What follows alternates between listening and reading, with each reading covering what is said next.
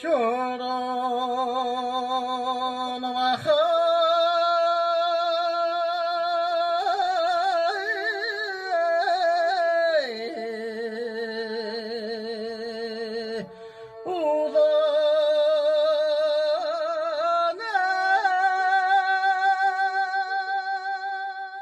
энэ Жорова хавлаан гэдэг дуу манай энэ сайн ноёных шоу ханх хөшний дуу юм гинлээ. Тэгээд одоо бид нар шинэ ардаа яваастангууд бол нэг мэрэгжлийн дуучид шиг нэг судлаад яваад ягаад байхгүй юм да.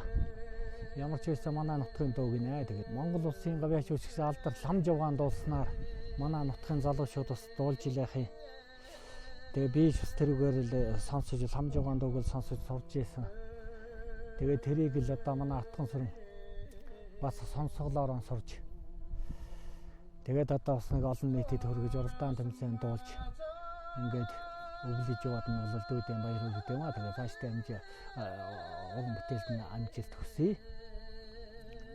Тэгээд цаашдаа олон сайхан дуу дуулж, айзам дуунуудыг сайхан дуулж, залуу хүн тэгээд өөрийгөө хөгжүүлнэ үсттэй гэж боддیں۔